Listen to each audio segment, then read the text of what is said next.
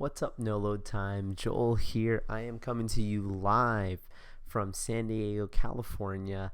Really excited, of course, to be out here for San Diego Comic Con. And so, of course, just wanted to check in with you all before the very first day. Today is Wednesday here, July the 20th. And today's preview night here at Comic Con. So it's the official first kickoff of the convention. Now, there's a lot of stuff that's going to be happening, of course, on the scene that I would love for you all to experience, and a lot of that stuff is just going to be show floor kind of things and outside activations.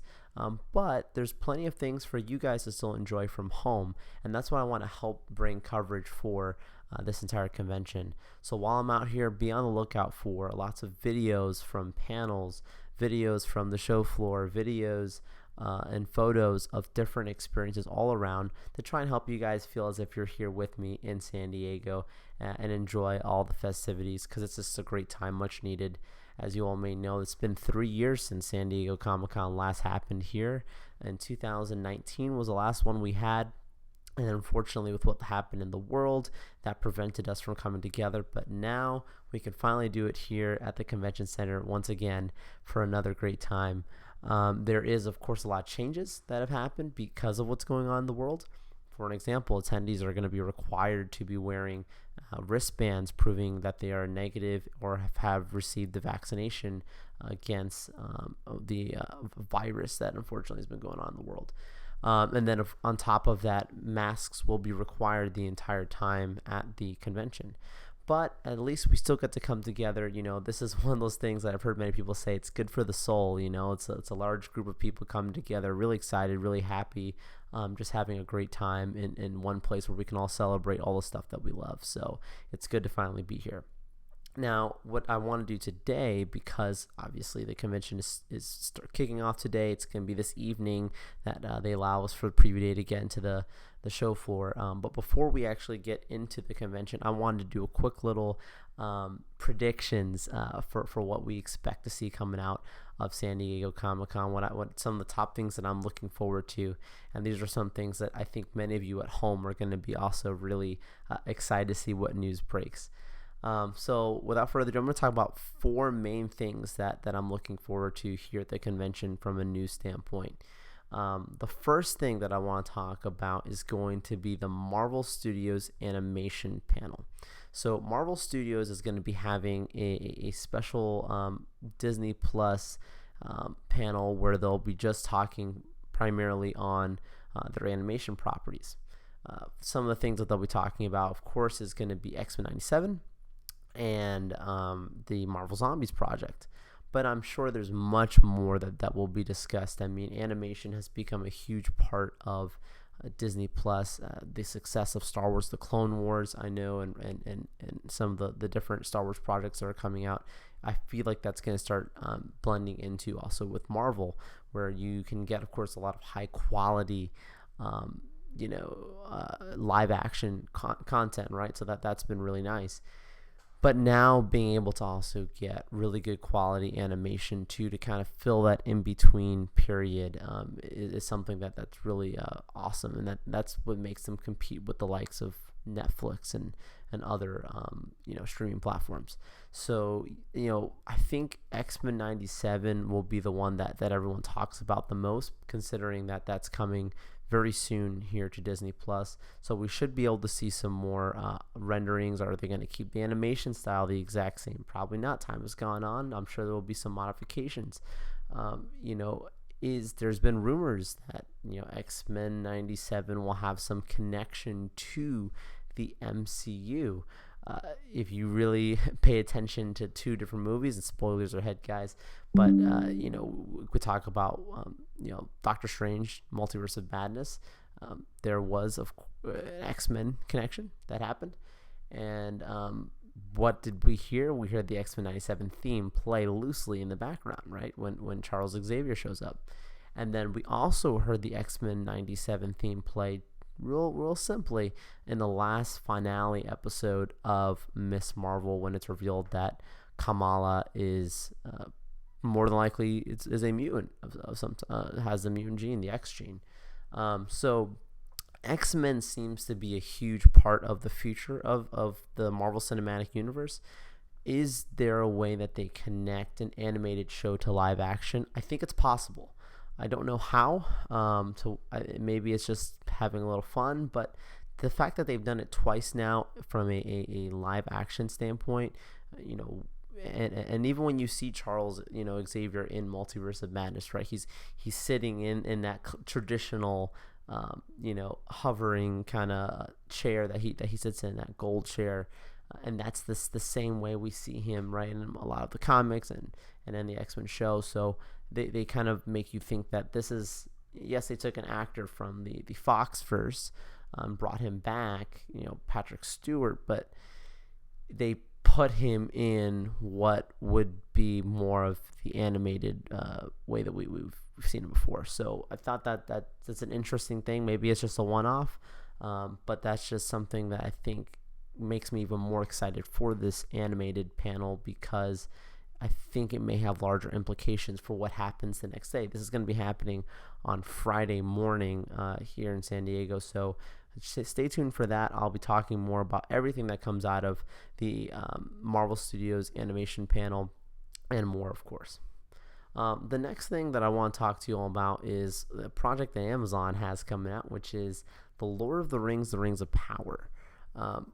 Lord of the Rings is not something that I'm a crazy huge fan of, but I have enjoyed casually watching them, and many people enjoy the books, of course. So to see that Lord of the Rings continues to live on in a live action format is pretty awesome, and there's a lot of anticipation. It's been years since we've had Lord of the Rings content, the last being the Hobbit series coming out theatrically. So the Lord of the Rings, The Rings of Power, this is going to be one of those opportunities where they can showcase a lot of footage. The trailers have already come out publicly online. Just last week we had a recent full trailer for The Rings of Power, separate from the one that we had during the Super Bowl. And, to me, it looked very, very good. We talked about it, Obed and I, on the last episode of the podcast. But, even I think if you're a casual and you check this out, you look at it and go, okay, this is something special. This definitely catches your attention. And so, I'm really hopeful that Amazon really brings it with this show. I think there's going to be a lot of really big reveals. You don't just have a panel like this just to bring out the cast. And that's cool and all to see them and hear them talk about the show. But I expect the creators to really reveal the heart and the trajectory of where they're taking this franchise from a live action sense. We do know that there's supposed to be 5 seasons of this. They spent billions of dollars just to have a minimum of 5 seasons from what we've heard. So this is their first start, get this first step right. And as I've said on the podcast before, Comic-Con's a great place to get the blessing of the fans or not the blessing. So, it's one of those moments. It almost feels like, those days, give that thumbs up, or they, give the thumbs down, and that's a dangerous thing. So let's hope for that it does well, and that they did it right. If not, it's a great opportunity to get that feedback directly from the community to make changes, to do things in the right way. And that's what is so awesome about Comic-Con. Amazon has traditionally spent a significant amount of money here at San Diego Comic-Con, taking up a huge lot outside, usually right across the street from the convention center. When I go over there today for the preview day, at the convention center, I will see how they have it laid out. There may be some activations with Lord of the Rings. I'm not exactly sure how they're going to have that laid out. So for anyone who's not maybe going to make it into the Hall H panel that they have on Friday, instead, maybe they'll have some things outside for us to get a little glimpse at, usually like costumes and those kinds of things. So, of course, I will keep you all posted on what happens there and what Amazon does. So the next thing I've got for you all is another big one, right? We're starting to ramp it up, and this is going to be what Warner Brothers is doing, what they're bringing out. So Warner Brothers has a theatrical presentation, they're referring to it as. They had teased before that it was going to be a Black Adam panel and a Shazam panel. Now it's been phrased as just one complete showcase presentation from Warner Brothers theatrical division. Traditionally, that's been how it's been laid out, and so because of that, usually it's been a look at, of course, the larger DC properties that they have the rights to, But there's also been other properties. When I went in 2018, we had Godzilla versus Kong show up during that presentation. We had the Lego movie. Chris Pratt brought that one out. We had Harry Potter. We had several other properties that were showing up separate from what was going on in the DC world. But the DC stuff was the main thing. Gal Gadot was there bringing Wonder Woman, which was a surprise to most people. We even got footage that was very early at that stage. And then they ended the panel with Aquaman. So there was a lot of stuff that was going on during that panel. They packed a lot in. Why am I bringing all up the past? Well, because right now in the description, they're saying it's a Warner Bros. Theatrical panel, but they only list it as The Rock showing up and cast from Black Adam, and the Shazam cast showing up, to present from their film. I can't imagine that they're going to take an entire slot to just talk about two movies. It's hard for me to think that that's all. Of course, I don't want them to tell me from now what those other things are, and that's why I think we should be excited. Because if they're only telling you two things, then everything else that happens in the middle, in between, and around it is just going to be a great, pleasant surprise. Yes, if they have an hour long slot and they have The Rock talking for a half an hour, that's cool. I think people on the audience would enjoy that. But I don't think they're going to split 30 minutes between one movie and 30 minutes with the other. That's a lot of time to be used up for a full presentation and an opportunity to really get fans on board. I think they have time to fit in a couple surprises. Is that going to be properties that have already been in production or already going on? There's no surprise, no secret going on with Ezra Miller and the Flash movie.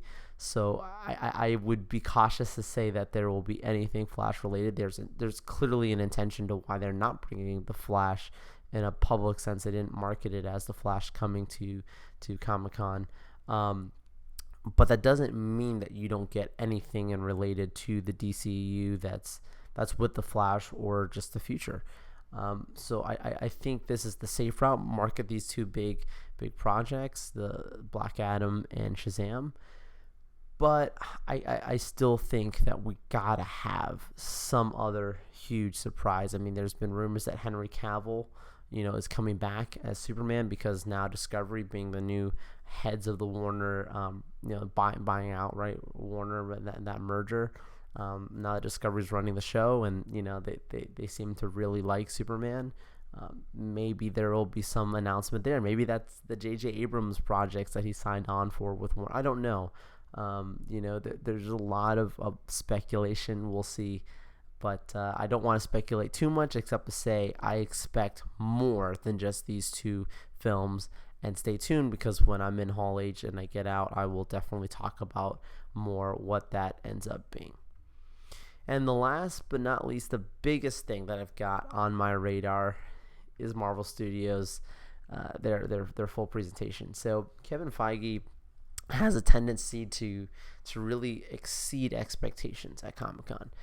I remember hearing when they like to be the last one to end the show, right? So when you look at the schedule for Saturday, they intentionally set themselves up to be the last panel of the day.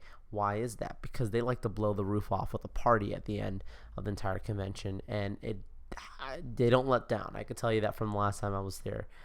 In fact, there was so much information that was packed into their last presentation that if you weren't taking notes, if you weren't really, really zoned in, you could forget. Go, oh yeah, they did have this and they did have that. I mean, not a second was to spare was thrown off. They really utilized their time extremely well. It almost seemed like when every actor came out, they were like on a script and they had something they had to reveal and move off.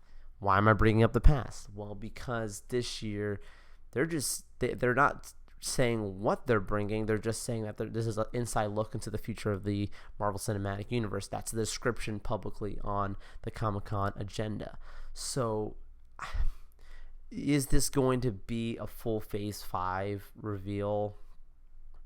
Not 100% sold on that. I'm not going to discount that and say that's not going to happen, but we have to also understand that D23 is a big stage that they'll be at, and they're going to probably want to, Disney's probably going to use their own platform to really boost the hype around that convention that comes, I believe it's next month in August, if I'm not mistaken. So does that mean that this is going to be a less than experience? Not at all. I think they're going to really appeal to the comic book fans and purposely try and pack in as much quick announcements that they can still. So think about, what's to come next. Well, obviously Wakanda Forever is the top thing that they've got coming out next from a cinematic standpoint. So, we've not really seen or heard much around it, just a lot of rumors, and they're just that, rumors. This is the place where they can set the record straight. This is the place where they can really get our expectations in check. What's the biggest rumor that's been? Doctor Doom being in this movie. Of course, if they give any type of look at Doctor Doom or mention of it, things are going to get crazy on the internet. Namor, of course, being in there too.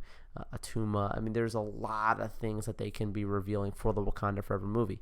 This is not going to be something for the casuals. I think this is something that's going to be set up directly to hype up the comic book community, to tell, hey, we've got these characters, we've got these events that are happening.